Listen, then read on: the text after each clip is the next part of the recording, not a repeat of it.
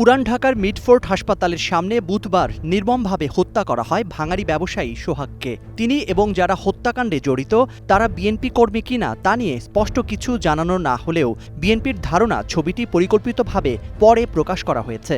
পূর্ব পরিকল্পিতভাবে ৯ জুলাইয়ের ঘটনা ১১ জুলাই শুক্রবার জুমার নামাজের পর সবচেয়ে প্রাইম টাইমে ইন্টারনেটে ছড়ানো শুরু করা হয়েছিল। সোহাগ হত্যা ও তাকে ঘিরে দলের চরিত্র হনন নিয়ে সোমবার গুলশান কার্যালয়ে স্থায়ী কমিটির সদস্যদের নিয়ে গণমাধ্যমের সামনে আসেন বিএনপি মহাসচিব মির্জা ফখরুল ইসলাম আলমগীর। সুতরাং এটাকে দলীয় কালার দেওয়া, বিশেষ করে আমাদের নেতাকে এর মধ্যে সম্পৃক্ত করার যে বিষয়টা আছে, এটা পরিপূর্ণভাবে এটা একটা ষড়যন্ত্রমূলক চক্রান্তমূলক ঘটনা এবং এর মাধ্যমে আসন্ন জাতীয় নির্বাচনের পরিবেশকে বিঘ্নিত করার জন্য বিশেষ কোনো মহলের প্ররোচনায় এই ধরনের ঘটনাকে অজুহাত হিসেবে ব্যবহার করা হচ্ছে কিনা এ নিয়ে সন্দেহ করবার যথেষ্ট অবকাশ রয়েছে। সিসিটিভি ক্যামেরার ছবি দেখে এখনও কেন ওই হত্যায় জড়িতদের ধরা হচ্ছে না সে প্রশ্নও রয়েছে বিএনপির। পাশাপাশি তিনি বলছেন, ঘটনাটিকে রাজনৈতিক রং দেওয়ার মধ্য দিয়ে নির্বাচন বাধাগ্রস্ত করার অপচেষ্টা চলছে। দুঃখজনক হলেও সত্য, নৃশংসতার মাধ্যমে এই হত্যাকাণ্ডে সরাসরি অংশগ্রহণকারীদের এ পর্যন্ত গ্রেপ্তার করা দূরে থাক, আইন প্রয়োগকারী সংস্থা এখনও তাদের নাম পরিচয় পর্যন্ত উদ্ঘাটন করতে সক্ষম হয়নি। তাছাড়াও আমরা বর্তমান সরকারের কাছে এই হত্যাকাণ্ডে সরাসরি অংশ নেওয়া ব্যক্তিদের গ্রেপ্তার এবং দ্রুত বিচারের পদক্ষেপ গ্রহণের দাবি জানিয়েছি।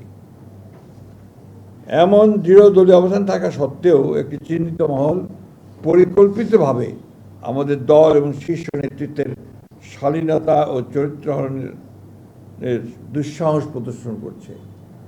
পরিকল্পিতভাবে সংঘাতময় পরিস্থিতি তৈরি করে দেশে স্থিতিশীলতা তৈরির পায়তারাকে স্বৈরাচারী হাসিনা সরকারের প্রতিধ্বনি বলেও মনে করছে বিএনপি। সরকার পরিচালনার দায়িত্বে না থাকা সত্ত্বেও বিশেষ একটি রাজনৈতিক দল তার প্রধান নেতৃত্বকে দায়ী করে বিক্ষোভ মিছিল আয়োজন এবং অশ্লীল ভাষা প্রয়োগ করে রাজনৈতিক সংস্কৃতিকে আবারও সেই ফ্যাসিবাদের যুগে ফিরে নিয়ে যাচ্ছে কিনা সেটাও জনগণের সামনে প্রশ্ন হয়ে দেখা দিয়েছে। দেশে সুস্থ ধারা রাজনীতি প্রতিষ্ঠার গণ আকাঙ্ক্ষার বিপরীতে পরিকল্পিত অপপ্রচার, অশ্লীল স্লোগানের মাধ্যমে আবারও ফ্যাসিস্ট হাসিনা আওয়ামী লীগের কণ্ঠস্বরী প্রতিধ্বনি শোনা যাচ্ছে। দলীয় তদন্ত কমিটির মাধ্যমে সোহাগ হত্যাকাণ্ডের প্রকৃত সত্য জাতির সামনে তুলে ধরা হবে বলেও ওই সংবাদ সম্মেলনে জানান বিএনপি মহাসচিব। নৃশংস হত্যাকাণ্ডের অন্তর্নিহিত কারণ অনুসন্ধানের জন্য আমরা উপযুক্ত ব্যক্তিবর্গের সমন্বয়ে একটি তদন্ত ও তথ্যানুসন্ধানী কমিটি গঠনের সিদ্ধান্ত নিয়েছি, যারা প্রকৃত সত্য উদ্ঘাটন করবেন এবং তার জনসম্মুখে প্রকাশ করবেন।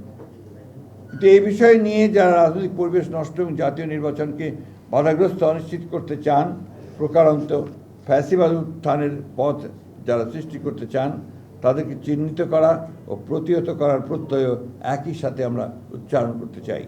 জাকারি আহমেদ, স্টার নিউজ, ঢাকা।